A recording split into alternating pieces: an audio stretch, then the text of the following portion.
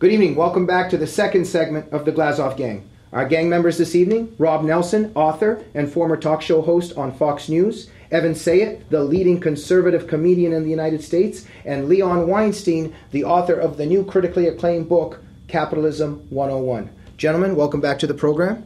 You look fantastic in your sunglasses. Leon Weinstein's book, Capitalism 101, new book. Praised by all kinds of big figures on the back. Karl Rove, Sarah Palin, Michelle Bachmann. Leon Weinstein, you are from the Soviet Union. Your experience with communism, I think, is central to this story. You came to the United States, you fell in love with America, and you saw that capitalism works and is the best system. Briefly, tell us a little bit about what inspired you to write this and what your main argument is. First of all, I was born in USSR during the Stalin era, which means that when my parents, for example, wanted to be married by a religious ceremony, they had to do it at night, because if someone would know that they did it in a synagogue, they would be expelled from work and probably would be blacklisted. My grandfather, who was a pretty well-known attorney, was invited to the KGB headquarters, where he was asked to sign a bogus letter that his colleagues wanted to kill someone in the Communist Party. He refused, and we received a call, my mom received a call, that your dad died here from a heart attack. No one knows what happened. The thing is that all my life, since age 6, I knew that I cannot repeat at school what I was told at home, and I better not to repeat at home what I was told at school.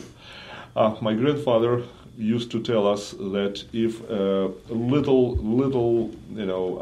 gate, the door will be open, run your heads off out of the Soviet Union, which we did immediately when the United States practically purchased us from Russia. For about 20 tons of wheat they purchased me. It was a deal between the Soviet Union and the Soviet Union and the United States of America, when the Soviet Union wasn't, as usual, producing food, and they came to the United States to help them. So my perspective is a person who came from this regime, and who, when something around me happens that resembles socialism, resembles what I felt and what we all experienced, you can recognize it right away. I immediately recognize that. And in 2008, I began to feel, and I'm talking about before the elections, beginning of 2008. Please briefly, because we need to move on, but tell us your main thesis and why capitalism is successful. Well, if you want to do that, get younger people with less of a biography.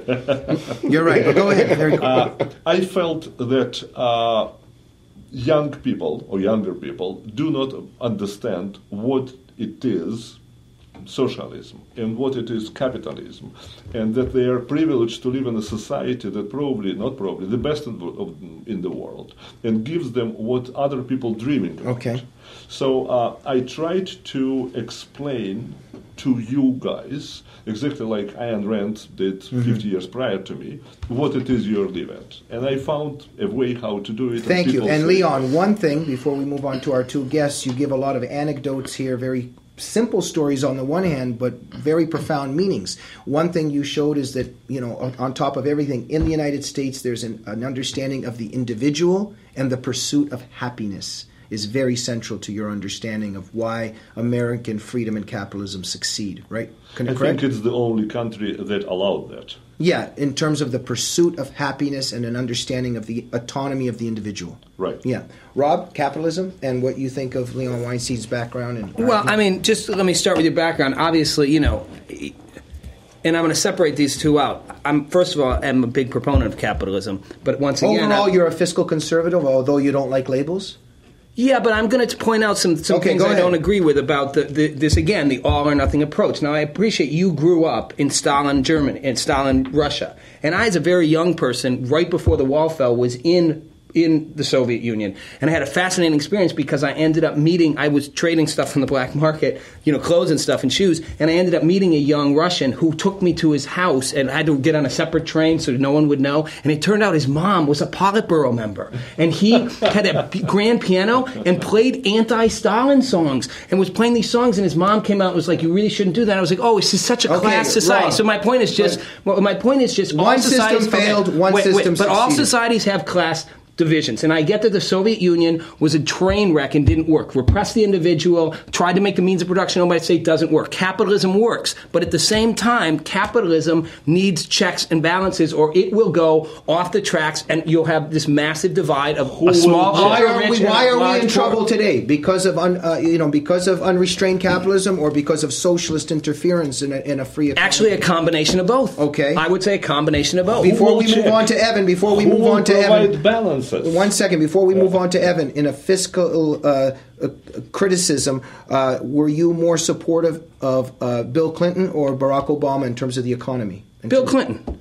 Okay, because he really actually was a fiscal conservative. He wasn't for the most part, although he did raise taxes on the rich, which conservatives and the triangulation that but happened for the most part, he was a fiscal conservative. He was a Revolution. pragmatist. Okay. And that's what I liked about Bill Clinton. He was a First pragmatist. Of all, he also had a booming economy, but you know I'm a big Bill Clinton fan. One second. I agree with you. I'm against taxes. Wait, I'm Leon, taxes. are you Let's against get into all tax taxes? argument. Okay, I'm against all income taxes, period. Really? Okay, 1 second. But how are we going to build schools and have hospitals? In 1860, you had no income tax, period. Okay, but you had a massive number of poor people. Well, we need a public sector to some degree. Well, what about this? Okay, before Evan jumps in, what about this? You asked about a taxing. Let me toss this out. What about a low-rate flat tax? No loopholes, no exceptions for anyone. One second. Evan Sayet is not just a comedian, he is an intellectual. Let's hear what he has to say.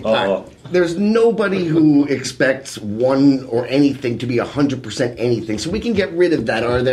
Is there bias on the left? Is there bias on the right? Yes, but now we're talking degrees. And I always go back to what Winston Churchill said about democracy. He said it's the worst form of government ever devised. But it's the best with one. the exception of all the others. Right, Rob is saying there does need to be some government intervention. But we have government intervention. We have checks and balances. It's called the Constitution. The problem is that we've so perverted the system by reversing what it was that gave us our liberties to begin with. This is a fundamental difference between the left and the right. Again, everybody on the left, everybody on the right. No, in general. No, wait. Let me make my point. Why is capitalism successful? Because we know why capitalism succeeds. No one's arguing capitalism doesn't succeed. I never said it either. I haven't made my point. I haven't spoken yet. Okay. Between you and growing up 1920, 1921, all right, listen. Go ahead and finish the point. Let Evan finish the point. Go ahead. The point is this. The freedoms and the opportunities in America came from the just basic idea that freedom and opportunities and responsibilities start with the person. If there's something that I don't like, I work on it to better myself. If I can't, I turn to my family. If they can't do it, I turn to my community. That's all good. If they can't do it, I turn to my... I'm not finished yet. We only have a few minutes. That's all. Just wait. Okay, I got it. Go ahead, and then let's go. Listen, here's what I'm going to say. I don't disagree with that. I don't disagree. Of course you don't. I didn't say anything. No, you're saying there has to be self-reliance. We get it. And Ayn Rand, I'm a big Ayn Rand fan. I get that. But here's the point. Look at where, yes, the government and individuals who take entitlements pick on that, whatever. Look at the corporate greed. Look at the banks and the health insurance companies. Let him finish. No, the banks. We bailed the banks out. We gave the banks trillions of dollars, and what did they do? They cut off credit, stopped lending money, and tied it up. Rob, 1 second. You made your point. They're getting the book, and that's what's pissing me off. That's capitalism gone awry. Rob, cut all the government subsidies out. Let's stop giving government subsidies to corporations. Let them make it on their own. Rob, we heard you. 1 second. Let Leon finish, please. Let Leon finish. In terms of how greed corrupts the system of capitalism. Greed corrupts system. I didn't say greed corrupts it. I said the system's corrupted. If you don't just blame the little guy who's getting an entitlement, how about blaming the big corporations that are getting massive entitlements? Make them play by the same rules. That's what I'm referring to. No handouts. Okay, so let him go. Totally wrong. Okay, so let him speak. Okay, it's wrong. Number one, the moment that you have a government interferes, then you have a corporation that runs and says, okay, if I'll give that to the government or that to this person who works for government, then I'll get that. Let them compete. This is the essence of thing, competition. And one more thing, and you will make a joke. Just wait. So you're saying let them compete. Number one, and the last thing is, the most important thing is, do not touch my property, do not touch myself, and do not touch my family and my body. Okay, that I agree with that. 1 second, Leon. What would you say in terms of what Rob is saying? If you want competition, all this stuff, what happens when the big guy outranks the little guy that can't compete? No, it will not just outranks them. You say keep government out. We gave the banks trillions of dollars in bailout money. Is that not a handout? Is that not a handout? Okay, wait. You've made your point. Okay, Evan, go ahead. I'll tell you why. Because the reason that we gave the government, because the reason we had to give the banks trillions of dollars or billions of dollars is because the government came in and said you banks have to make bad loans. Oh, my Is that not true? You're going to blame the government for the fact that for the mortgage fiasco? Of course. You're blaming the government because the Community Reinvestment Act. They said to the banks you have to make bad loans. Wait a minute. Are you going to disagree that the government encouraged bad loans? No, I'm not. Freddie Mac and Freddie. Okay, so No, what I'm saying is the banks were doing it to make money. Of course they were. Runaway greed. Because They couldn't check government told themselves. them. Government told them to do it. We've come to the end. Jump off a cliff. Yes, dude, no, if you have a gun and you're the government, Gentlemen, you tell me, we've come to the end of the government. For the banks. We've come to the end of the second part of the Glazov gang. Join us tomorrow evening for the third segment. We will continue this discussion because Rob Nelson has written a book about common sense solutions to America's biggest problems tomorrow evening.